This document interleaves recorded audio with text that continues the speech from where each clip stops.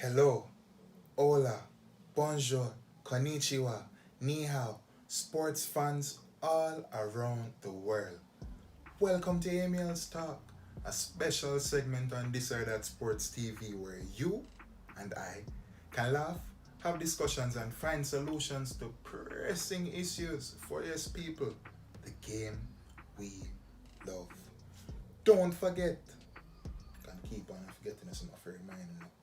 People, don't forget, like this video, leave a comment, and share this video to as many people as possible. Get it out there. You're improving the visibility every time you share and like the post. These videos, people, very, very important. But yes, people, another special video, another email talk. I'm gonna kick it off today. We'll talk about Chealsea, people. Yes, people, Chealsea. Let me know if there are any Chealsea fans in the comment section, people. Yeah? But I've been looking at Chealsea in this transfer window. And boy, I mean, understand what am I trying to do, people. You know, Chelsea remind me of the Choppa down the road. Wow, them chop them first food, and before them try try use the money correctly, them just a splurge and a fling money east, west, north, and south all over the place. Them just a fling money all over the place. I don't know. I don't see the plan in all of this. Honestly, I don't see what Chelsea is trying to do. It just looks so confusing. It just a fling money all over the place. What I will say, I wouldn't say I don't understand. It is. I would say that I can say that they're trying to build for the future. If I'm looking at it right now, all the young players that they have signed so far, I can say that they're building for the future. But looking at this team for this season, especially all these signings that he made in the January transfer window, does Chelsea expect these players to somehow translate and fit into Graham Potter's system immediately and get them to Champions League football in the 4th place spot or 3rd place, top 4, or even top 6 with this team? Are they expecting all of these young players coming in the January transfer window to magically put it all together and work? I don't know, people. I honestly don't know. It people, just let me know what are your thoughts on Chelsea and their recent spending in the transfer window. Because as I've said to multiple Chelsea fans, I do not see them making the top 4 or top 6 this season. If these young players, these young talented players that came in, give them 2 or 3 years maybe, and maybe you can start thinking about getting back to where Chelsea once was, winning Champions League and Europa League and English Premier League, FA Cup, League Cup, all those stuff, you know? But for now, for this season, I just don't see it happening with this crop of players right now. And all these new transfers that they've made recently, expecting them to fit in such a short period of time. I don't see it happening, people. But as I said before, leave your thoughts in the comment section and let me know what are your thoughts on Chelsea and the multiple signings that they've made thus far in the January transfer window. But yeah, man. So, from Reading, Jamari Clark, he went out on loan to Forest Green Rover. Another good move. Under 20 international for Jamaica. 3 goals in 5 of his appearance for the national team, the under 20s. And it's looking good, people. I'm hoping that he also gets a lot of game time as well. Big striker.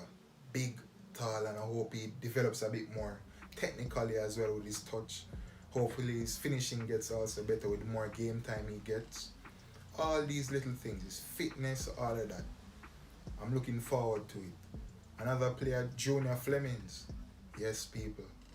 It is almost as if Junior Flemings went to Liga and we were expecting to see him go right into that league, and we're saying we're going to get to see Junior Flemings play against Messi and all of these stars in the Liga.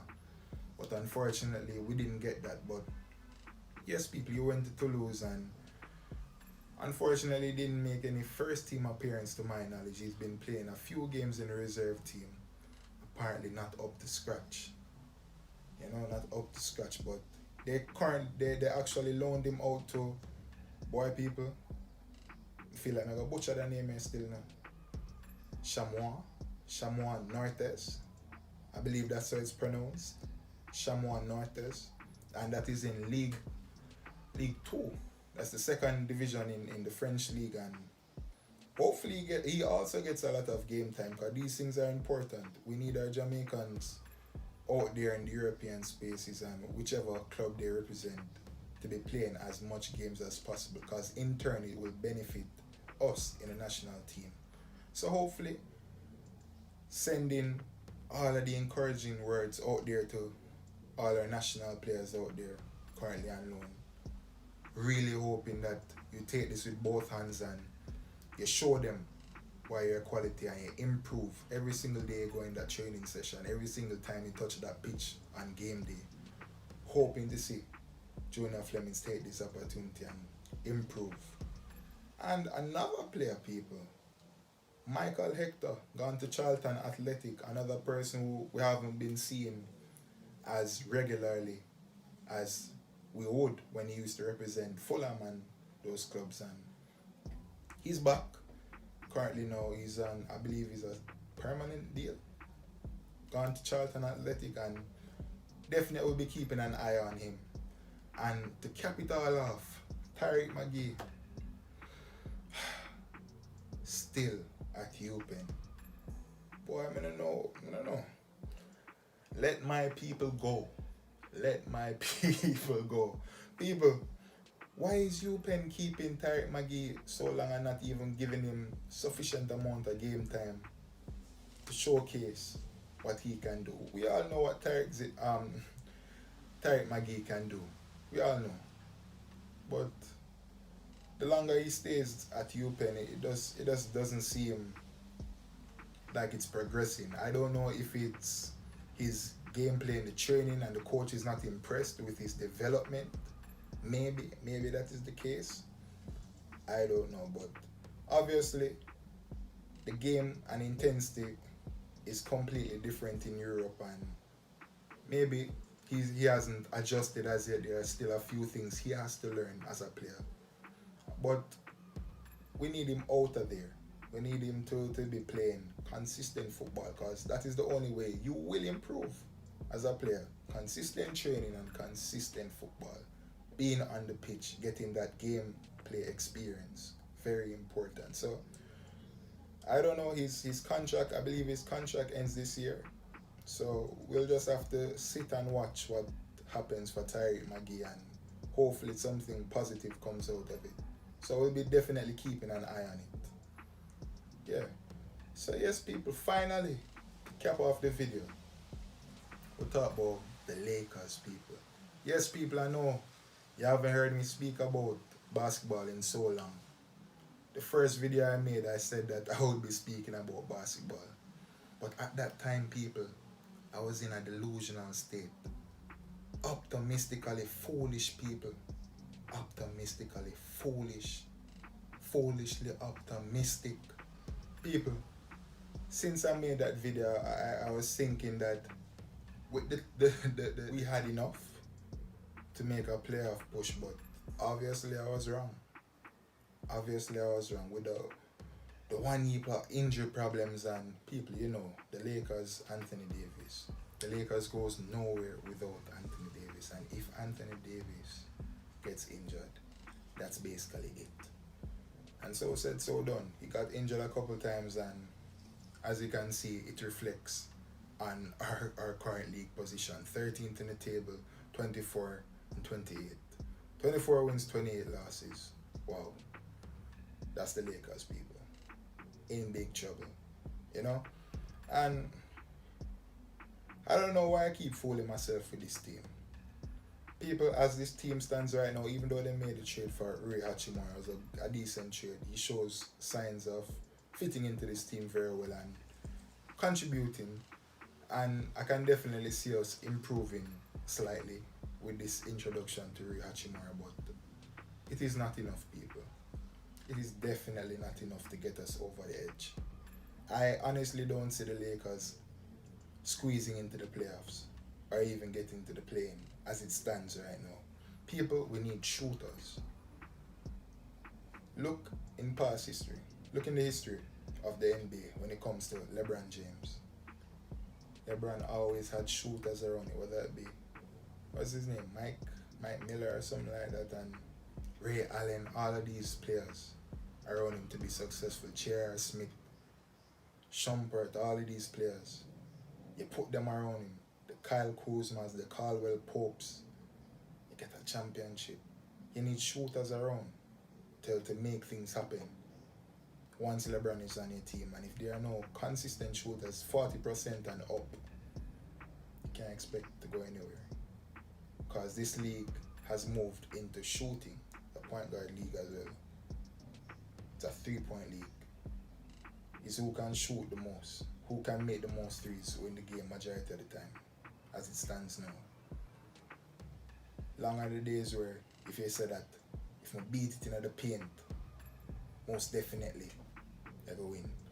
Dominate in the paint. Sometimes that don't even work. Sometimes. Sometimes it works, sometimes it doesn't, but majority of the time it doesn't, especially when you're going up against a team that can shoot. Got 3 greater than 2, if you never know. 3 greater than 2. So, people, we need shooting for the Lakers, and might be an unpopular opinion, but they have to get rid of Russell Westbrook, even though he's been playing relatively well for the bench unit. He's been putting up numbers, but the numbers can be very deceiving. The stats that he's been putting up can be very deceiving, you know? So I don't want people to get fooled, you know? So we need to trade the first round pick and Westbrook, and we need to try and get some shooters and put around this team, because that's the final piece. If we can get someone with a 3-point percentage of 40% and up, that would do the Lakers so good, because that is what's missing right now. We got Rui Hachimura, so that makes the team a little bit bigger now. A good defender, a good wing player. He's also a shooter as well when he gets it open. Can drive to the rim, good post scorer. That's the type of player Rui Hachimura is. Hard worker, young. Yeah. But we need a shooter. And we've seen in all of these games so far in this Lakers season, it's just not going to work out. If we want to get to the playoffs, if we want to win a championship, with this team right here, it's just not enough. When Anthony Davis goes down, what then? So we need we need a lot, people. We need to get rid of Russell Westbrook and that first round pick, since the Lakers' motto was always win now. They're not developing. They can't develop because you have LeBron. 2-year extension. Once you have LeBron, there's no later. It is now when you have LeBron on your team. Right?